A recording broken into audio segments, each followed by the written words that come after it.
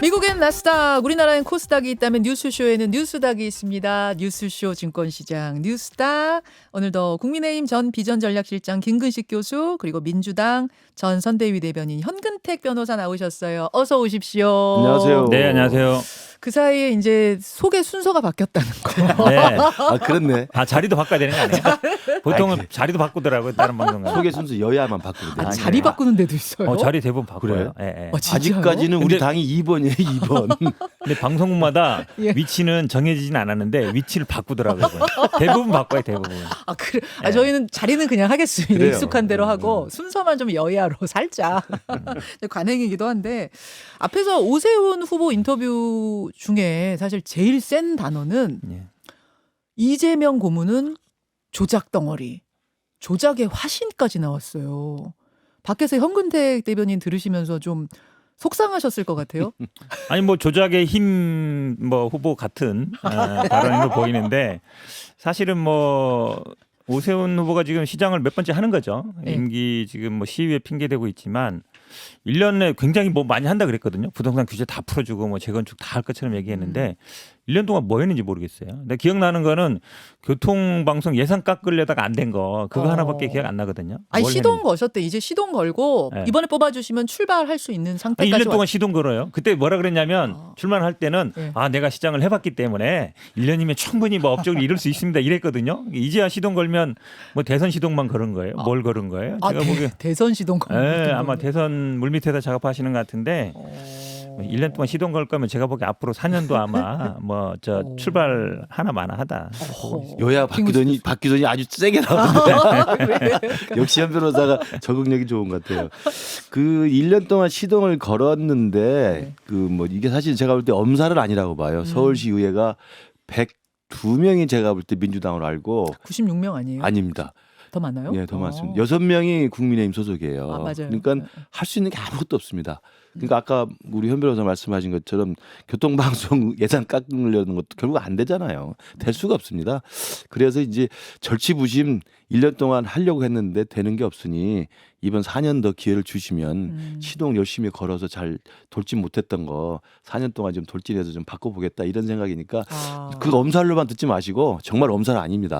이번에 확실하게 좀 밀어주시고. 그러니까 시의회 구성까지 바꿔야 그럼요. 뭘 할 수 예, 있다? 예. 저도 그런 의미에서 우리 지역에서 시의원들 이번 당선되기를 무척 기대하고 있습니다. 시의회라는 게 대통령도 마찬가지고요. 사실 시장이 시의회 통하지 않아도 할 수 있는 게 굉장히 많거든요. 저는 아마 오세훈 시장이 처음 했을 때는 모르겠어요. 되게 의욕적으로 했을지 모르겠는데 지금은 이제 생각이 딴 데가 있는 것 같아요. 앞으로 이제 대선? 그렇죠. 왜냐하면 다음 대선이 딱 그 지방선거 끝나고 1년 후인가 그렇거든요. 예. 타이밍상 딱 맞습니다. 그러면 아마 뭐 아까도 인터뷰 보니까 부인하지는 않는 것 같아요. 아니 뭐 사치다라고 말씀은 하셨지만 네. 민심이 불러냈을 땐 어떻게 하실 겁니까라는 답변에 대해서는 네. 안 나간다는 말씀은 당연히 안 하시죠. 한다는 얘기죠. 한마디로 정치인인데. 얘기하면 한다는 얘기여서 아마 대선 발판으로 삼으려고 하는 것 같아요. 그때까지 할 수 있는데, 근데 사실은 제가 보기에 이제 서울이든 뭐 경기도든 마찬가지 본인의 행정 능력으로서 보여줘야 되는 것이지. 근데 뭘 보여줄까? 지금까지 뭐 세 번 하면서도 못 보여줬는데 네 번째면 뭐 보여줄 수 있어요? 제가 보기에 뭐 그건 좀 회의적입니다. 제가 이제 오세훈 선대위 전략본부장을 맡고 있습니다. 아, 그렇습니까? 아, 그러시구나. 몰랐네. 근데 이제 오늘 인터뷰의 그 톤도 그렇습니다만 네네. 앞서가는 안정적인 1위 후보의 여유로움이에요. 그러니까 행정 그다음에 서울시에 대한 준비된 후보라는 그 이미지가 굉장히 강하기 때문에 그리고 네 번째 도전입니다만 사실 임기로 따지면 온전하게 한 적이 별로 없잖아요. 네, 네. 지난 선거는 보궐선거 1년짜리고 그전에는 두 번째 됐지만 바로 내려왔고 아까 그렇기 때문에 2.5선 그러시더라고요. 맞습니다. 그러니까 사실은 선거는 네 번째 도전하지만 실제로 임기를 내서 서울시의 시민들에게 체감할 수 있는 행정, 뭐 복지, 뭐 부동산, 교통 이런 부분에 대한 체감할 수 있는 성과를 지금 해보지는 못해본 상태입니다. 그래서 중간중간에 또 간헐적으로 쉬었기 때문에 이번에 4년 더 기회를 주시면 확실하게 서울시가 바뀌었다는 것을 보여줄 수 있는 앞서가는 여유로운 서울 전문가 오세훈으로 아마 잘할 거라고 생각합니다. 그리고 나서 그 결과가 나오면 이제 4년 뒤에 생각을 해보는 거죠. 이렇게 말씀 잘하시는데 방송 토론도 좀 나와서 토론회도 좀 하시고 그러세요. 좀 법정 겁니다. 토론만 하지 마시고. 할 겁니다. 아니 우리 김민식 교수님 항상 토론하자 그러면 네. 우리 윤석열 당시에도 네네네. 우린 토론 찬성한다 맨날 그랬잖아요. 네. 여기도 맨날 나온다 그러고 말만 하지 말고 실천을 하세요. 좀 실천을. 자, 두 분 토론이 무르익으면 바로 이 자리에 오세훈, 송영길 두 분 모실 거 약속드리면서 오늘의 상한가 하한가로 들어가 보죠. 우선 뭘 골라오셨는지부터 좀 말씀을 해주세요. 현 변호사님. 네, 저는 뭐 강용석 단일화 딜레마 하한가로 했습니다. 강용석 단일화 딜레마 하한가. 김근식 교수님. 버릇 못 고치는 더불어 N번당 하한골 했습니다. 더불어 N번-당. 예. 자, 요 얘기부터 좀 풀어가 보죠. N번-방은 있었잖아요. N번-방. 그렇죠. N번방. 네. N이 아니라 N번-당이라고 하셨어요? 그렇습니다. 무슨 말입니까? 그러니까 지금 뭐 잇따르고 있는 그 반복되는 성비위 사건이 이제 더불어민주당에서 계속되고 있어서 우리 국민의힘 대변인이 한번 한 이야기입니다만 그 선거와 관련된 가장 국민들한테 그 충격적인 게 바로 더불어 N번방 아니었습니까?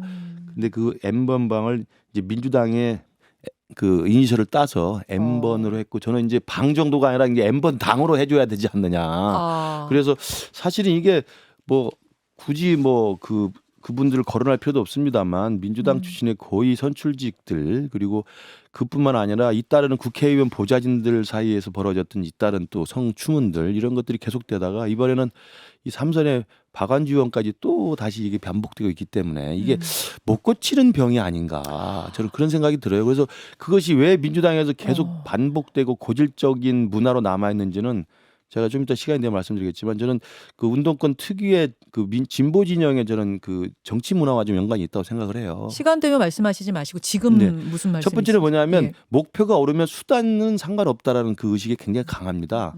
그래서 그 역사의 진실이고 또 역사의 진보를 책임지고 있는 자기는 진보라고 하는 그 우월 의식 때문에 약간의 실수, 개인적인 어떤 인권 침해, 개인적인 성추문은 이건 별로가 아니다. 그게 예전 운동권 네, 문화였는데. 맞습니다. 그런 것들 지금도 저는 그 그 이어지고 있다고 봐요. 그래서 그 목표가 정당하면 수단을 정당화시킬 수 있는 그런 의식이 좀 밑바닥에 깔리는 게 아닌가 싶고 또 하나는 조직 우선론이 굉장히 강해요.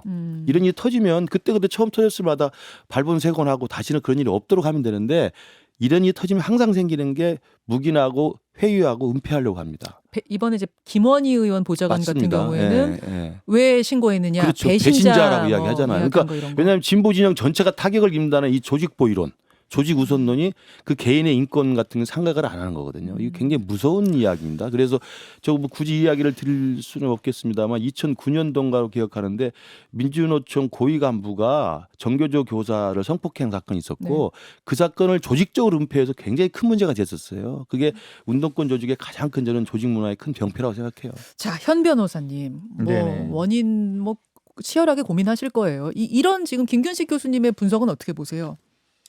뭐 저는 뭐 운동권 내 조직 문화는 모르겠습니다. 그거는 뭐 우리 교수님이 더 잘 아실 것 같은데 저보다 더 선배시고 예전에 뭐 운동도 하셨으니까 예. 그런데 뭐 일정 부분 예전에도 뭐 그 내에 이런 비판들이 많이 있긴 있었거든요. 학생운동 내에서도 그렇고 그다음에 노동운동 내에서도 그렇고. 근데 그게 지금 우리 민주당까지 연결되는지는 잘 모르겠습니다. 근데 이제 아마 이 성추문과 관련돼서 뭐 2차 가해라든지 묵인한다든지 이런 거는 뭐 어디나 좀 있는 거 아닌가라고 보고요. 이 부분에 대해서 저는 뭐 변명할 생각은 없습니다. 민주당이 잘못하고 있는 거고. 그다음에 뭐 저희들 입장에서는 이건 뭐 입이 10개라도 할 말이 없죠. 왜냐하면 똑같은 일이 계속 벌어지고 있기 그렇죠. 때문에 예. 사과도 계속 했지고 재발 방지를 계속 약속했음에도 불구하고 다시 또 벌어진 거거든요. 왜 그렇다고 생각해? 진짜 저도 지금 궁금한 게 네. 안희정, 박원순, 오거돈 이분들이 그냥 뭐 소소한 문제로 끝난 게 아니라 다시 시장 선거를 치러야 될 정도로 크게 난리를 겪지 그렇죠. 않았습니까? 민주당이 재발 방지책 만들겠다고 했고 특히 박완주 의원 같은 경우에는 그 당시에 왜 뭐 피해 호소인이라고 하느냐 이러면 안 된다 앞장서서 말씀하셨던 분이에요. 근데 도대체 왜 이런 일이 또 발생하는 거예요? 뭐 저도 뭐 그거는 잘 뭐 정확히 잘 모르겠는데, 그러니까 문화적인 측면도 분명히 있고 아마 그 평소에 어쨌든 습관이라든지 아니면 평소에 생활에서 이게 좀 실천이 안 되고 있지 않나 이런 부분 좀 많이 생각합니다. 그러니까 이게 대부분 아시겠지만 이제 권력 관계에서 비서진들과 이루어지는 거잖아요. 그러니까 비서진들이라는 게 아시다시피 생사 여탈이 다 뭐 의원이나 아니면은 뭐 도지사 이런 분들이 다 쥐고 있거든요. 그렇죠. 그러니까 약자 관계거든요. 갑을 관계인데 사실은 사회에서나 아니면 저도 뭐 조만한 사무실 운영합니다만 네. 사실은 밖에서는 일반적인 사회에서는 그런 정도 얘기 자체를 못 하거든요. 그렇죠. 예, 그런 문화가 돼 있는데 정치권에만 특히 민주당에 왜 이게 남아 있느냐. 제가 봐도 뭐 이거는 굉장히 중요한 문제고 극복해야 될 문제를 보고 있습니다. 예. 근데 김근식 교수님, 예. 이렇게 여권에서 비판 수위를 높이자 민주당에서는 이런 이야기도 나왔어요. 아니, 민주당 잘못한 거 맞다. 하지만 국민의힘도 당내 성비위 문제에 대해서 적절한 대처하지 않고 있는 거 아니냐. 뭐 이준석 대표 의혹 관련된 뭐에서 왜 더 신속하게 하지 않느냐. 박지원 비대위원장은 그런 지적하셨더라고요. 어떻게 생각하십니까? 이 부분도 저는 그 민주당에게 가차없는 그 엄중한 회초리를 들듯이 만약에 국민의힘 이준석 대표에게도 그런 비위가 있다고 한다면 빨리 진상을 규명하고 그 수위에 따라서 저는 이야기를 해야 된다고 봅니다. 그래서 지금 윤리위원회가 그 징계를 지금 상정을 해서 심사를 지금 조사를 하고 있기 때문에 조만간 결과가 나와야 된다고 보고요. 그리고 이제 근데 이제 이건 이준석 대표가 스스로는 그 술 접대를 받은 건 맞지만 성상납은 아니라고 지금 부인하고 있는 상황이고 네네. 그 팩트에 대해서는 서로 간에 좀 엇갈리는 진술들이 있기 때문에 네. 이 부분에 대해서는 명확하게 일단 진상 규명이 먼저 돼야 된다고 보고요. 그래서 만약에 술 접대를 넘어서는 성상납이 있었다고 한다면 이건 범죄잖아요. 지금 상황에서 보면. 그래서 그런 부분에 대해서는 뭐 똑같은 잣대로 똑같이 엄정하게 들여다봐야 된다고 봅니다. 권성동 원내대표는 그거는 개인 사생활이다 이렇게 반박했거든요, 현 변호사님. 개인 사생활이라고 하면 안 되죠. 왜냐하면 이게 개인 사생활이라 그러면은 징계를 열 필요가 없는 거잖아요. 지금 아시다시피 이제 성상납 문제도 있지만 그걸 혹시 무마하기 위해서 뭐 이렇게 돈 문제라든지 이런 게 나오지 않았습니까? 각서도 나오고 이런 부분이 커진 거거든요. 근데 이거를 어쨌든 지방선거 이후로 미뤄둔 거 저는 뭐 그 부분은 당연히 비판받아 마땅하다고 보고 있습니다. 정치적인 고려를 한 거거든요. 박지원 비대위원장은 우리는 정치적인 고려를 안 했다. 왜냐하면 선거 앞두고서 바로 이제 제명을 한 거니까요. 그러니까 결국은 당의 문제든 어느 당을 떠나서든지 간에 지금 김 교수님 말씀처럼 똑같은 기준으로 적용돼야 되지 우리는 괜찮고 뭐 이런 식의 반응은 저는 뭐 좋지 않다고 보고 있습니다. 알겠습니다. 예, 박완주 의원이 아닌 건 아닙니다. 이렇게 입장을 주말 사이에 냈더라고요. 네네, 이건 네. 지금 뭐 억울하다는 건가요? 뭡니까? 약간 그런 당이 제명까지 했는데. 취지인 것 같습니다. 그러니까 아마 지금은 뭐 선거 앞두고 이러니까 다투지 않겠지만 본인은 일단 뭐 사실관계 왜냐하면 당내 윤리특위 조사할 때도 본인은 이제 관계를 부인했다 그럽니다. 그런데 사실은 뭐 저는 뭐 변호사 입장에서는 그렇습니다. 본인한테 사실관계를 뭐 인정해라 이렇게 이제 강요할 필요는 없다고 봐요. 본인도 어쨌든 뭐 권리가 있는 거니까요. 근데 당의 입장에서는 좀 이제 부담스럽긴 하죠. 쿨하게 사과했으면 좋겠는데. 알겠습니다. 알겠습니다. 먼저 김근식 교수님이 가져오신 하한가 더불어 M번당 나눠봤고요. 이번에는 현근택 변호사의 하한가로 가보죠. 강용석 단일화 딜레마. 이건 무슨 말입니까?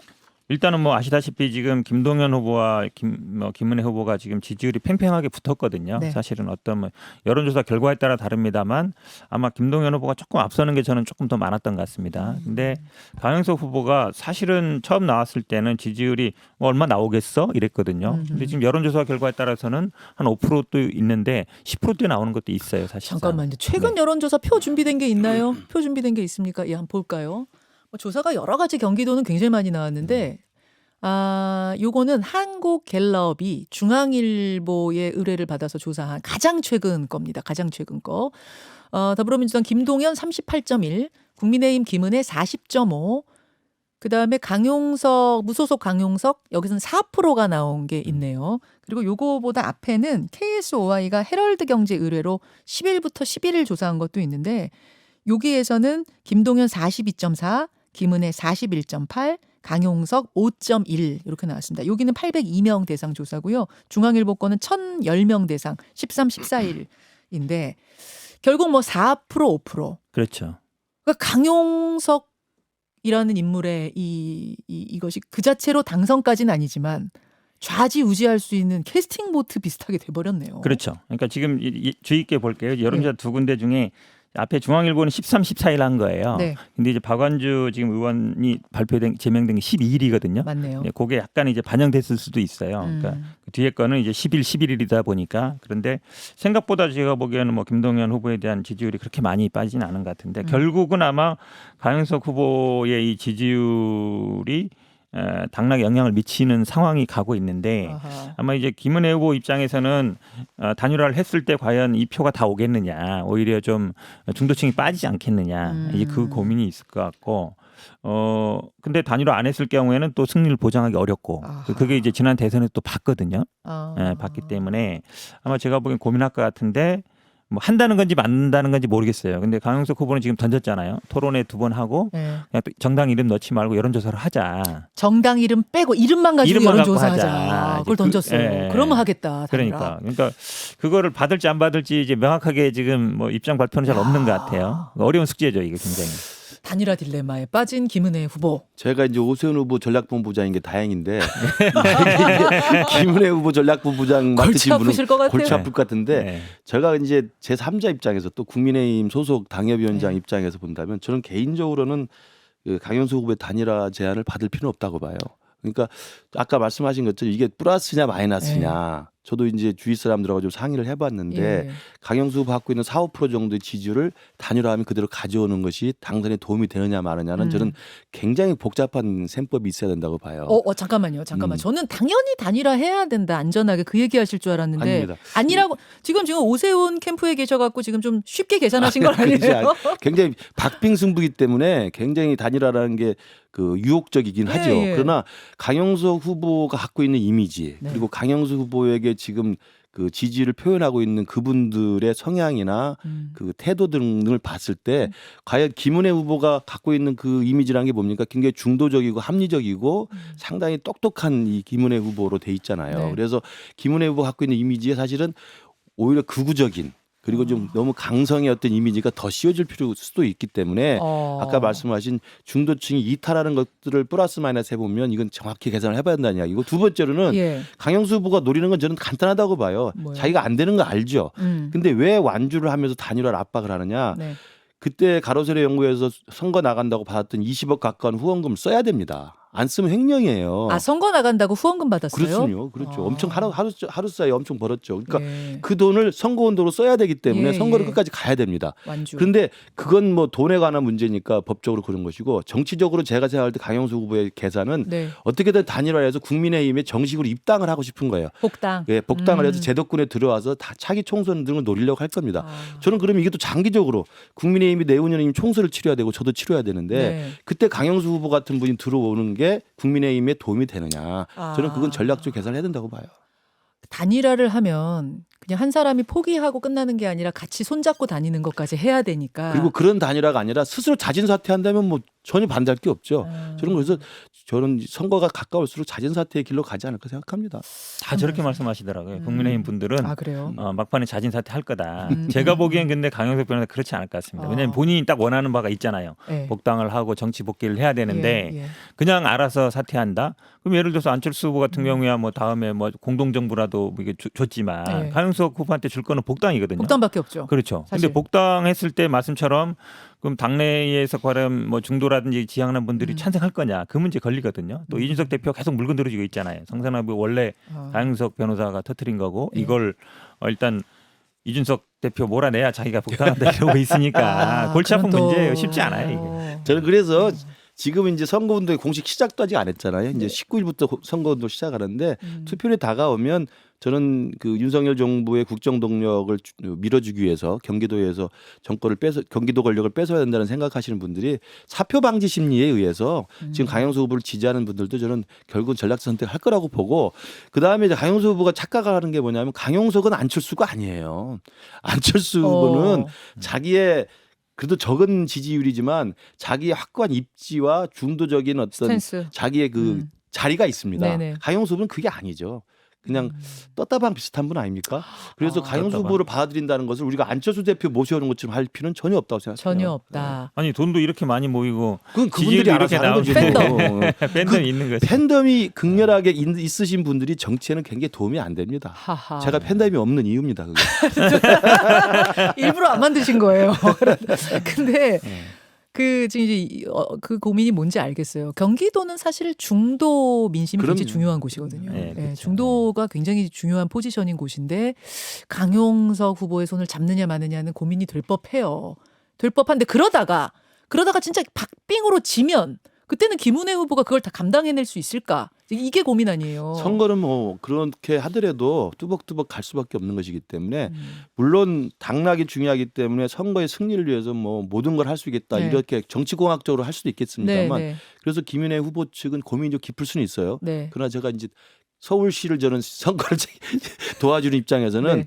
제가 볼 때 선거 패배를 감수하더라도 꿋꿋하게 자기 길과 자기 이미지를 가는 것이 국민의힘의 중도 노선을 강화시키는 것이 자, 오히려 선거에서 승리할 수 있는 길이다. 강용석 후보가 어떤 얘기를 최근에 했냐면 윤석열 대통령 당선인 시절에 자기한테 전화를 했다. 윤 당선인이.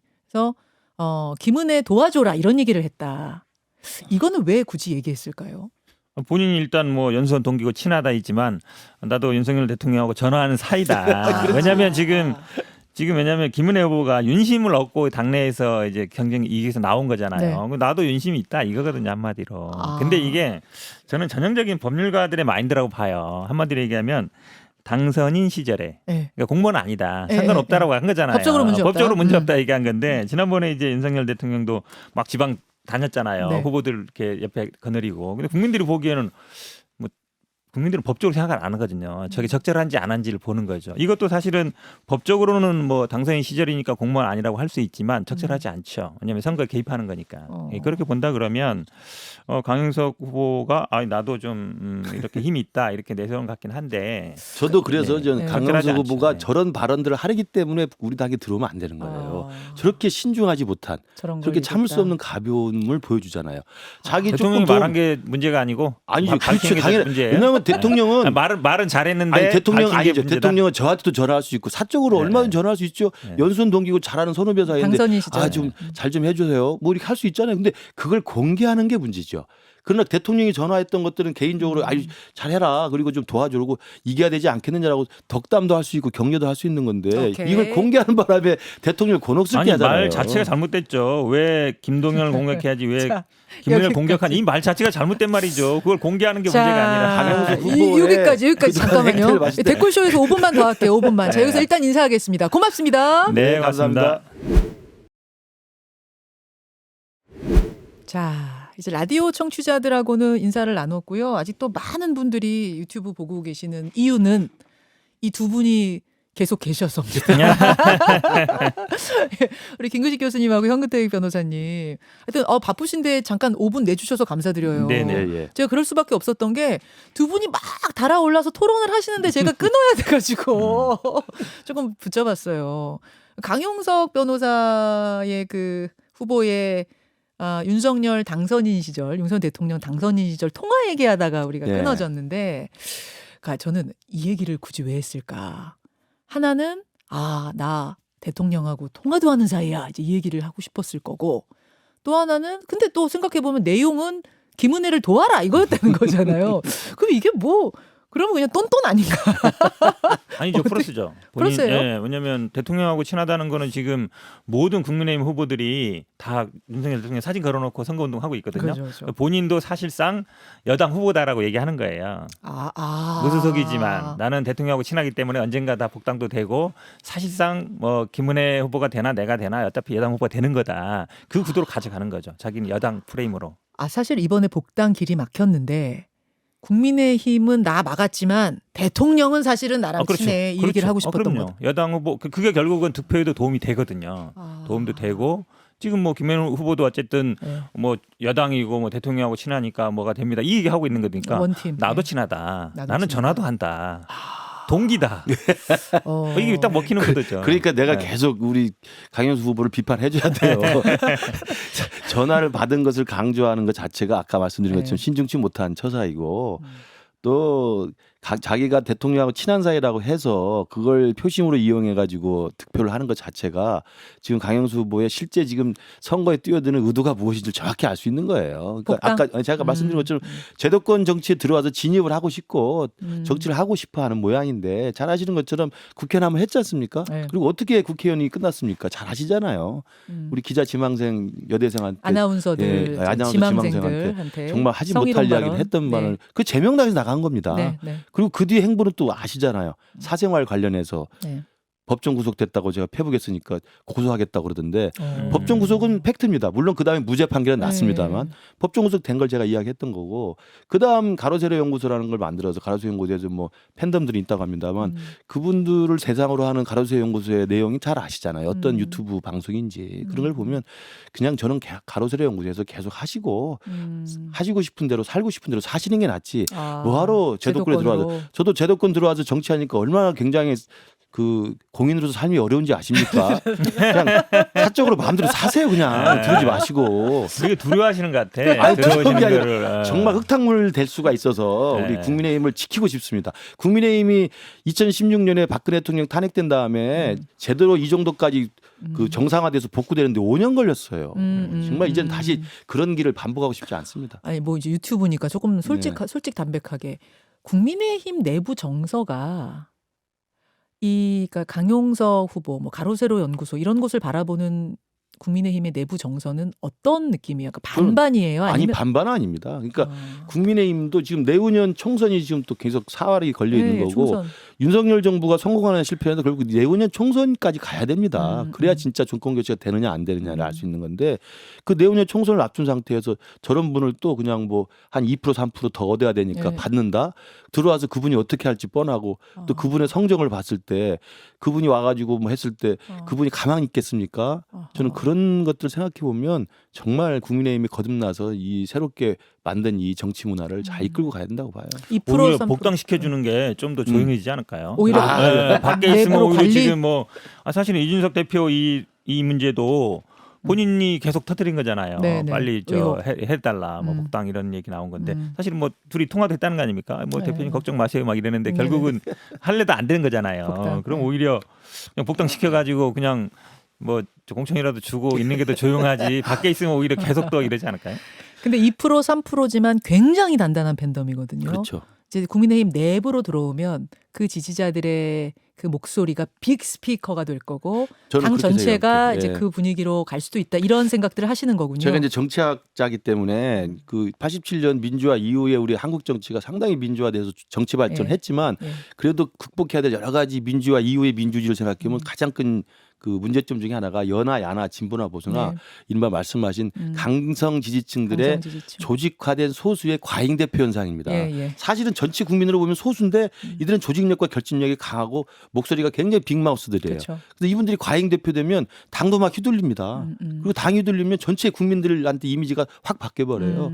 그런 것들이 저는 진보 진영에도 있고 저는 우리 우파 진영에도 있다고 봐요. 그런 분들이 이제 장외에서 뭐 우리 자유민주주의니까 장외에서 하는 거에 뭐라고 하겠습니까? 그러나 당에 들어가서 이게 섞여버리면 정말 힘들게 된다고 봐요. 알겠습니다. 정당 활동의 자유가 있는데 그걸 자꾸 그러니까 이제 제한하시는 따로 만드시면 되지. 따로 자, 만드시면 지금 되지. 잘 들어보면 현근태 변호사님은 네. 강현수 후보 복당시키고 싶으신 거 같아요. 지금 김 교수님은 싫고 빨리 왜 복당 안 시켜요? 빨리 시켜야지. 알겠습니다. 그 불체포 특권 얘기 잠깐 좀 하고 싶은데요. 권성동 원내대표가 어제 국회의원 불체포 특권을 제한하는 개정안을 발의하겠다. 이렇게 발표를 했습니다. 이재명 후보 정말로 방탄용 출마한 게 아니라면 여기에 대해서 찬성하시라. 이렇게까지 얘기했거든요. 김 교수님, 어떤 식으로 제한한다는 거죠? 지금 알려진 바로는 불체포 특권에 대해서는 지금 법은 회기 중에 이제 국회의원을 체포하려면 동의안을 제출하고 네. 투표를 해서 이제 총과가 돼야 체포를 되고 만약에 그게 상정이 안 되면 그냥 자동 폐기되게 돼 있어요. 그렇죠. 그래서 상정을 안 하는 경우가 많았습니다. 네. 그게 사실은 이제 그 국회의원을 보호하는 거였는데 네. 그걸 이제 상정을 안 하면 자동 폐기가 아니라 상정을 안 하면 체포에 동의한 걸로 해서 가결시킨 걸로 하자는 거예요. 정리할게요. 네. 상정을 72시간 내에 그렇죠. 해야 네. 되잖아요. 그러니까 보고를 해요. 국회에다가. 이 사람 이 국회의원 좀 저 체포해 가겠습니다. 이렇게 보고를 하면 그 보고를 받은 시점부터 72시간 안에 표결을 해야 됩니다. 네. 국회의원들이 다 와가지고 이 사람 잡아가도 좋습니다. 아닙니다. 표결을 해야 되는데 그 표결이 안 이루어지면 그냥 무산이에요. 못 잡아가요. 네. 이걸 바꾸자는 거예요. 어떻게? 국회의원들 그래 모여서 표결 안 해? 그러면 잡아가도 되는 걸로 우리가 해석을 하고 잡아가겠어. 그렇죠. 네. 이렇게 완전 반대로. 네. 자동 폐기가 아니라 자동 가결로 보자는 거죠. 그렇게 되면 할 수 없이 이제 표결을 반드시 하게 될 거고 근데 그때 기명으로 투표를 하게 한대요. 예, 맞습니다. 그러면은 자기 이름 걸고 투표하는데 국민들이 그래서 반대 이렇게 하면 국민들이 다 기억할 거 아니에요. 누가 반대했는지. 저는 이건 이재명 후보가 받을 거라고 봐요. 왜냐하면 우리 현 대변인은 아시겠지만 이번 대선 후보 때 이재명 후보의 공약 중에 하나가 불체포 특권 폐지예요. 그래서 저는 그 부분을 이재명 후보가 스스로 공약에 걸었기 때문에 이걸 반대할 일은 없다고 봅니다. 자, 연 변호사님 어떻습니까? 이게 어찌 보면 이제 특정인을 염두에 두고 있는 거잖아요. 근데 네. 저는 법을 만들면서 표결 안 하면 가결된 걸로 본다. 나 이런 법은 처음 봤어요. 그렇잖아요. 예를 들어서 그런가요? 표결 상정을 안 하면 가결된 걸로 본다 그러면 네. 그러면 뭐 표결할 필요가 없는 거잖아요. 만약 예를 들어서 국민의힘 쪽에서 그런다 그러면 네. 어떻게든 표결 안 하기로 할 거예요. 표결 못하게 못 들어가게 막고 일부러. 못하게 하면은 가결된 거니까. 근데 세상에 이런 법은 없어요. 표결 안 했는데 가결한 걸로 본다는 법은 왜냐하면 이게 헌법에 있기 때문이거든요. 예. 국회 동의 받아야 그러니까 회기 중에 국회는 이제 동의 받아야 체포 구속되는 건데 저는 이게 두 가지 목표라고 봅니다. 하나는 당연히 이제 지방선거에서 이재명 후보 방탄용이다 공격하기 위한 거고 또 하나는 뭐냐면 이제 권성동 원내대표가 핵관이잖아요. 네. 검찰 출신이고 지난번에도 검찰총장 물러나라고 막 이랬거든요. 이거는 이재명 후보한테 영장 청구하라. 그런 시그널 주는 거예요. 압박이라고 보시는 그럼요. 거예요? 검찰한테. 왜냐하면 권성동 의원이 굉장히 기수가 높습니다. 윤석열 후보보다도 윤석열 대통령보다도 6기수가 높죠. 높아요. 여섯 굉장히 기수. 선배란 말이죠. 원내대표죠. 그다음에 핵관이죠. 네. 그 신호 주는 거라고 봐요. 수사해서 영장 청구해라. 그래서 사실은 이분이 뭐 본인도 예전에 뭐 압수 구속 뭐 당한 적도 있고 네네. 영장 청구했다가 기각되긴 했죠. 네. 근데 바로 포기한 건 아니고요. 30몇 시간 있다가 막 회기 뭐 올렸다 말았다 했는데 불체포 특권 포기한 게 그렇죠. 바로 한 네. 건 아니었어요? 지금 근데 21대 와서는 이게 다 통과되고 있습니다. 그러니까 사실상 이 불체포 특권이 이제 방탄 역할을 못 하고 있어요. 그거는 결국은 국민들이 그거를 이제 좋게 안 보는 거예요. 그렇다 보니까 제가 보기에는 이제 이 불체포 특권은 이제 방탄의 역할이 거의 끝났어요. 이제는. 그건 좀 아마- 동의해요. 네. 이게 이제 불체포 특권을 헌법에 명시했던 이유는 네. 과거 군사 독재 시절에 이제 행정부 독재 권력이 국회의원들 특히 야당들 탄압하기 위해서 굉장히 권력을 남용했잖아요. 네. 그걸 이제 제도적으로 막기 위해서 해놓은 것이고, 맞아요. 근데 지금이야 민주화 이후에 뭐 불체포 특권이라는 게 독재자로부터 국회의원을 보호한다는 게 아니고 자칫 이게 잘못돼가지고 범죄를 저지른 국회의원이 오히려 수사로부터 벗어나게 하려는 걸로 악용되고 있기 때문에 네. 우리 현 변호사 말대로 지금에 와서는 사실은 명백한 그 범죄 혐의가 다 있는 사람들에 대해서는 자기 당 아닌 것을 따지지 않고 불체포 특권 나오면 사실 다 동의를 해줍니다. 체포에 대해서. 지금 다 국회의원들이요. 웬만하면 예전에는 뭐 검찰 수사도 잘 안 나가는데 요즘 경찰 수사도 다 나가요. 우리 저 패스트트랙 사건도요.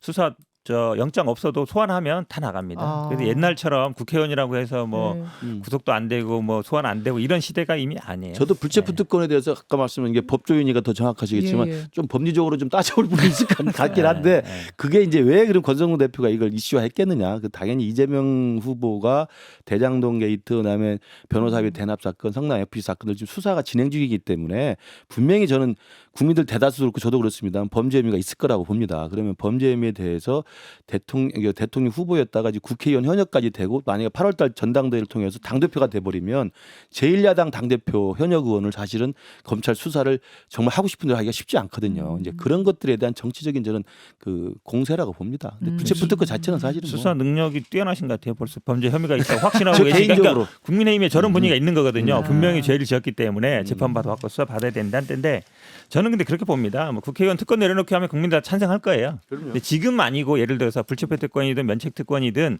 제한하고 이 국회의원의 특권 내려놓기 그 차원에 접근해야 된다. 이렇게 해야 되지. 지금 특정을 염두에 두고 법을 만든다 그러면 문제가 생기는 거죠. 정책의 목적이 분명히 드러나는 거거든요. 그래서 제가 보기에는 아마 현실화되긴 특히 어렵다. 아니 이게 저 상정 안 하면 가결된 걸로 본다 이런 법을 만드는 사람이 어디 있어 이분이 그래도 듣고 보니까 법률가 그거 맞는 것 30년 동안 하신 분인데 나는 이런 법 본 적이 없어요. 무기명을 기명으로 바꾼다 정도는 할 수 있어요. 그 부분도 제가 보기에는 아마 논란이 될 수는 있는 것 같아요. 왜 그러냐면 인사 문제나 이런 거는 또 무기명 하거든요. 네네. 예를 들어서 그럼 똑같이 예를 들어서 다른 문제도 나와요. 그럼 뭐 총리 인준이든 그런 것도 다 기명으로 하자 이게 나오는 거라서 이게 사실은 정치적으로 논란을 만드는 것이지 논란 만드는 정도에서 기본 끝날 거다. 원칙은 지켜져야 됩니다. 인사 문제 다 그럼 앞으로 기명으로 하자 그러면 어떻게 할 거예요? 찬성할 거예요. 알겠습니다. 하나만 더 짚고 오늘 본방송에서 하려다가 못한 거 하나만 더 짚고 갈게요. 아까 민주당 박완주 의원의 이 성비위. 성비위란 말이 근데 여기서 맞는 거예요. 성비위란 말은 뭐 이렇게 어려워요. 원래 보통은 성추행, 성희롱, 뭐 성범죄 이렇게 의혹이라 할지라도 성범죄 의혹 이렇게 얘기했었는데 이번에는 성비위란 말을 쓰는 건 왜 그렇습니까, 현 변호사님? 어쨌든 팩트가 안 나온 거죠. 팩트, 사실관계. 왜냐하면 팩트를 얘기하는 순간 또 이체 가해가 되고 그러니까 뭐 어떤 행위를 했냐가 나와야 되는 거잖아요. 그 행위에 따라서 추행도 될 수 있고 폭력도 될 수 있고 뭐가 될 수 있는 건데 그게 안 되다 보니까 이제 이런 말을 쓰는 것 같고 아마 저는 이 불가피성이 좀 있다고 봅니다. 왜냐하면 지금 이제 보좌관이랑까지 나왔는데 네네. 그러면 이제 보좌관이 누구를 특정하는 것도 어렵지 않거든요. 국회에서 보좌관이 그렇죠. 해봐야 9명, 10명이니까. 그래서 그런 부분이 있는 것 같고 아마 이게 뭐 수사로 고발한다 그러니까 수사를 한다 그러면 이제 사실관계 나올 것이고 그러면 이제 그때 가서는 제가 보기에 뭐 어떤 식의 용어를 쓸 수 있을 것 같습니다. 자, 이제 박완주 의원이 그렇게 된 상황에서 대통령실 총무비서관 윤재순 신임 비서관의 과거 전력도 같이 좀 논란이 되고 있어요. 아까 본방송에선 전혀 언급을 못했는데 검찰 출신이에요. 근데 과거 검찰에 있을 때 이 성비위로 그러니까 이분은 성추행이더라고요. 성추행으로 징계 처분을 2차례나 이미 받았어요. 그러니까 의혹 수준으로 막 다투다가 맞네 그러네 다투다가 넘어간 해프닝이 아니고 징계를 2번이나 받았습니다. 근데 한 번은 제가 알기로는 한 번은 낮술을 먹고 껴안은 거고 또 한 차례는 뽀뽀를 한 거예요. 맞습니까, 현 변호사님? 네네 아마 그 2096년 일이 하나 있고요. 네. 2012년 일이 있는데 이제 2012년 일에 대해서는 아마 회식 자리에서 뭐 여직원한테 볼에 뽀뽀를 하려고 했다는 건데 그보다 더 심한 게 아마 그 이분이 아마 검찰에 있을 때 이제 검사는 아니고 일반직이었는데 굉장히 고위직까지 올라간 거죠. 아, 예. 검사는 아니에요? 검사는 네, 아닙니다. 검사는 아니에요. 검사는 아니고 예, 일반직인데 예. 그러니까 윤석열 검찰총장 때 이제 대검 운영 지원과장을 했거든요. 일반직 중에서는 그래도 이제 3급까지 올라간 거니까 핵심 네. 보직이라고 볼 수 네. 있는데 이분이 아마 검찰에 있을 때 별명이 EDPS라고 기사 보니까 있던데 그만큼 이런 음담 패설을 많이 했나 봐요. 예? 뭐라고? EDPS라고 음담 패설을 이제 영어로 얘기한 겁니다. 그렇게 얘기해요? 왜냐면 음담 패설이라는 말을 잘 못하니까. 맨날 쓰던 건데 진짜. 아침에 기사에 나왔더라고요. 80년대 보니까 90년대에서 EDPS. 예. 별명이 EDPS인 사람이 있구나. 예. 그래서 아니 그 2012년에도 보니까 러브샷 하려면 옷을 벗고 와라 이런 얘기까지 했다 그러고 술자리에서? 또, 예, 그다음에 그 JTBC 보도를 보니까 여름에 스타킹 안 입은 그 여직원한테 속옷은 입고 다니냐. 이게 사실은 이런 얘기 했는데 지금 경고에 그쳤다는 거잖아요. 검찰부장이 지금으로 따지면 제가 보기에 저기 아예 저 퇴출감이에요. 아, 이거는 형사 고소 들어갈 일이죠. 그럼요. 그런 일인데 이게 아침에 어제 또 그 보도에 보니까 뭐 여러 가지 그 시도 보니까 하나가 아니에요. 시도 보니까 뭐 여러 가지 진짜 입에 담을 수 없는 시들을 많이 썼던데 평소에 이런 얘기들을 오늘 아침에 한국일보 보도에도 나왔던데 이런 얘기들 굉장히 많이 했나 봐요. 무슨 뭐 대가리 뭐 없게 생겼다 직원 보고도 그런 얘기를 했다는 보도들이 있어서 저는 1번은 일단 아니 이런 걸 가지고 경고밖에 안 했나라는 게 좀 의아스럽고요. 근데 이분이 어찌 보면 이제 윤석열 대통령의 복심이라고 볼 수 있는데 그래도 계속 이제 지금 뭐 문제 없다. 계속 뭐 경미하다. 예, 경미하고 시적이다. 그냥 뭐 이렇게 시 보고도 그냥 문학적이다 이렇게 얘기하시는 게 저는 납득이 잘 안 갑니다. 시는 뭐 저는 시까지 갈 필요는 없을 것 같아요. 갈 네. 필요도 없이 이 2번의 징계가 전 7, 80년 된 줄 알았어요. 그게 아니라 하나는 96년, 하나는 2012년. 그렇게 오래되지도 않았어요. 저도 이 부분에 대해서는 뭐 할 말이 없을 것 같은데요. 그러니까 대통령이 이제 일기 내각 그다음에 일기 대통령실 인선을 지금 마쳤는데 네. 인선에 이제 여러 가지 기준이 있겠죠.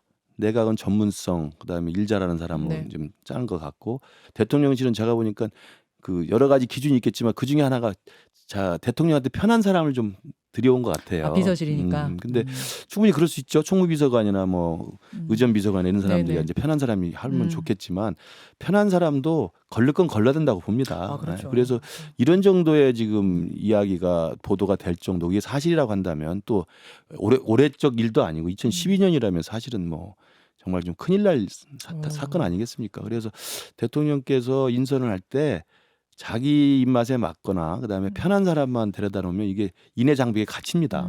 자기한테 쓴소리 하는 사람도 옆에 있어야 되고 자기한테 직언을 해야 되고 옛날에 조선의 왕이 제대로 여기 통치를 할 때 정치를 할 때 가장 필요한 게 간관들 아닙니까? 간관들이 가서 그렇죠. 이러시면 아니 되옵니다라고 전하한테 이야기를 해줘야 되는데 전하 옳습니다라고만 하면 전하가 마음대로 하잖아요. 그러니까 저는 대통령실도 쓴소리하고 네. 그 직언을 하고 네. 간언을 할 수 있는 간관들이 있어야 되겠다. 음. 물론 총무비서관에 살림 챙기니까 편한 사람이 적겠지만 그래도 이 정도 언론에 나왔으면 제가 볼 때 좀 제고를 해야 되지 않나 싶습니다. 자, 그렇습니다. 뭐 여기까지 일단 얘기를 좀 해보고 민주당은 지금 박완주 의원 또 김원희 의원 보좌관 외 최강욱 의원도 뭐 제보가 좀 들어오고 조사는 계속 이루어지고 있는 거죠. 네네 조사하고 있습니다. 무관용 원칙으로 뭐 하겠다 이렇게 좀 입장도 밝히고 이런 상황이니까요. 대통령 비서실도 그렇고 민주당도 그렇고 상황을 같이 지켜보도록 하겠습니다. 그나저나 두 분 하여튼 늦게까지 남아주셔서 감사드리고요. 네. 네. 아니, 이제 뭐 현 변호사 이제 별로 이제 한가하잖아요. 제주 갔다 왔기 때문에. 오후에 또 갑니다. 인사 못 드린 분들이 있어가지고 좀 인사드려야 되고. 낙천 인사 하러 갑니까? 낙천은 아니죠. 뭐 출마 자체가 네. 뭐 출마 자체를 안 한 거나 마찬가지죠. 낙천. 낙천. 또 왜요? 낙천이 저도 아니고. 낙선 인사 많이 했어요. 근데 진짜 이 두 분은 당에 꼭 필요한 두 분이시고 대선 때도 제가 계속 말씀드렸지만 이렇게 열심히 그 후보들을 위해서 발 벗고 아침부터 저녁까지 이런 분들을 당에서 좀 알아주셔야 될 텐데 말이죠. 와, 5분 아니, 더 대통령실에서 해준다고 또. 가서 좀 이렇게 쓴소리 하실 만한 우리 김규선 그러니까 같은 분이 딱 쓴소리. 가야 아니 되는데. 김현정의 뉴스쇼에서 쓴소리하면 됩니다. 네. 자, 이렇게 두 분과 함께한 월요일의 뉴스다. 오늘은 댓글쇼까지 조금 더 이어갔습니다. 연 변호사님 감사드리고요. 네, 고맙습니다. 김우식 교수님 고맙습니다. 감사합니다. 여러분 저도 여기서 같이 인사드리겠습니다. 내일 아침 7시 20분. 잠시만요. 또 종을 치거든요. 맞아. 자, 20분 다시 뵐게요. 고맙습니다. 고맙습니다. 네, 고맙습니다. 감사합니다. 수고하셨습니다. 김현정의 뉴스쇼는 청취자 여러분의 참여로 이루어집니다. 트위터, 페이스북, 레인보우 게시판, 그리고 단문 50원, 장문 100원의 유료 문자 샵 1212, 우물정 1212 통해 참여하실 수 있습니다. 김현정의 뉴스쇼, 여러분과 함께 만듭니다.